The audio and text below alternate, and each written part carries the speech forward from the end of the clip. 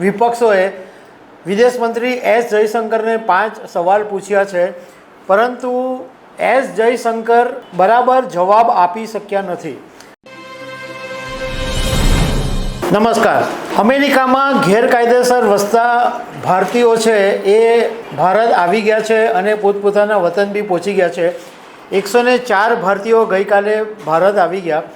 હવે આ મુદ્દો છે એ રાજ્યસભાની અંદર પણ ઉછળ્યો છે અને વિપક્ષોએ વિદેશ મંત્રી એસ જયશંકરને 5 સવાલ પૂછ્યા છે, પરંતુ એસ જયશંકર બરાબર જવાબ આપી શક્યા નથી. તો આના વિશે હું તમારી સાથે વાત કરીશ. મારું નામ રાજેશ શાહ છે અને તમે જોઈ રહ્યા છો ગુજરાતના સૌથી મોટા ડિજિટલ ન્યૂઝ પ્લેટફોર્મ ખબર છે.com. અમેરિકામાં જે ભારતીયો રહેતા હતા એ ગેરકાયદેસર ભારતીયોને ડોનાલ્ડ ટ્રમ્પની સરકારે એક આર્મી વિમાનની અંદર ગઈકાલે ભારત મોકલી દીધા અને એમાં 104 ભારતીયો હતા. પરંતુ સૌથી મોટો ચર્ચાનો વિષય એ વાતનો હતો કે ભારતના લોકોની સાથે આતંકવાદી જેવો વ્યવહાર કરવામાં આવ્યો. એમને પ્લેનની અંદર પણ હાથકડી પહેરાવીને મોકલવામાં આવ્યા અને આ મુદ્દો છે એ જબરજસ્ત ચર્ચાનો વિષય બન્યો. અને લોકો એવો સવાલ પૂછી રહ્યા છે કે જ્યારે પ્રધાનમંત્રી નરેન્દ્ર મોદી અને ટ્રમ્પની આટલી બધી સારી મિત્રતા છે તો ભારતની સાથે આવો વ્યવહાર કેમ? ભારતીય લોકોને આ રીતના પ્લેનમાં બેસાડી અને આવું અપમાન કેમ કરાયું? તો ઘણા બધા સવાલો છે. તો આ બધા સવાલો છે એ વિપક્ષોએ વિદેશ મંત્રી એસ જયશંકરને પૂછ્યા છે અને 5 સવાલો પૂછવામાં આવ્યા જેના જવાબ આપ્યા, પરંતુ એકાદ બે જવાબ એવા છે કે જેનો એસ જયશંકરે પાંગડો જવાબ આપ્યો હોય એવું લાગે છે. હવે જે 5 સવાલ હતા એમાં પહેલો સવાલ એ હતો કે શું સરકારને ખબર હતી કે ભારતીયોને પાછા મોકલવામાં આવી રહ્યા છે? તો જયશંકરે કીધું કે હા, અમને એ વાતની ખબર હતી અને 104 લોકો આવ્યા છે અને આ બધા જ ભારતીય છે એ વાતની અમે પુષ્ટિ કરી લીધી છે. બીજો સવાલ એ પૂછવામાં આવ્યો કે ભારતીય નાગરિકોને હાથકડી શા માટે પહેરાવવામાં આવી? તો જયશંકરે જવાબ આપ્યો કે ગેરકાયદે પ્રવાસીઓને હાથકડી લગાવવી એ અમેરિકાની પોલિસી છે. ત્રીજો સવાલ વિપક્ષનો એ હતો કે મોદી ટ્રમ્પની આ કેવી દોસ્તી કે જે ડિપોર્ટેશનને રોકી ન શકી? તો જયશંકરે જવાબ આપ્યો કે આવું પહેલીવાર બન્યું નથી, આવું 2009થી ચાલુ છે અને 16 વર્ષની અંદર અત્યાર સુધીમાં અમેરિકામાં જે ગેરકાયદેસર વસતા ભારતીયો છે એવા 15,652 ભારતીયો ડિપોર્ટ થઈ ચૂક્યા છે અને એમાં સૌથી વધારે 2019ની અંદર 2022 લોકોને ડિપોર્ટ કરવામાં આવેલા હતા.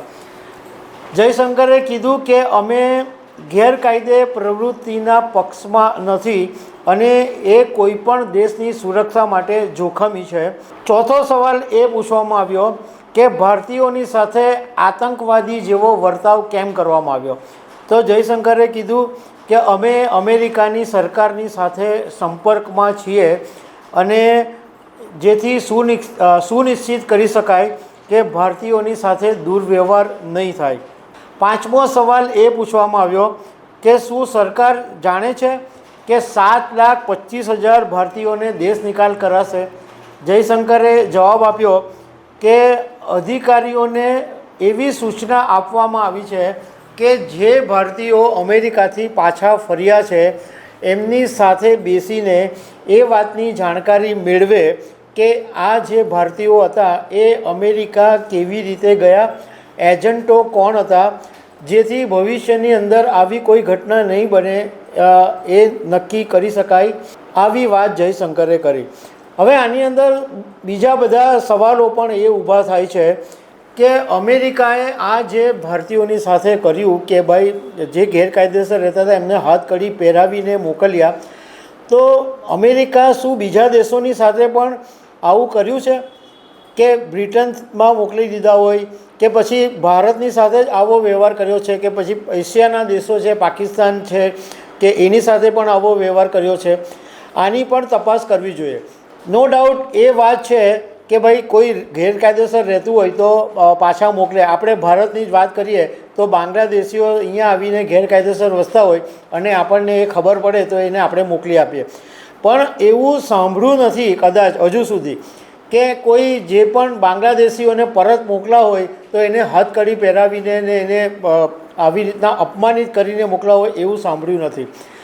ગેરકાયદેસર રહેતા હશે અમેરિકામાં પણ આ રીતના જે અપમાન કરાયું, અને એ પણ એવો દેશ કે જેના માટે એમ કહેવાય કે ભારતનો ખાસ મિત્ર દેશ છે, અને ડોનાલ્ડ ટ્રમ્પ અને પ્રધાનમંત્રી નરેન્દ્ર મોદીની તો ખાસ મિત્રતા ચર્ચામાં છે. એવા સમયે આવો વર્તાવ ચર્ચાનો વિષય બન્યો છે. તો દર્શક મિત્રો, આવી અનેક વાતો સાથે અમે તમને મળતા રહીશું. Thank you very much.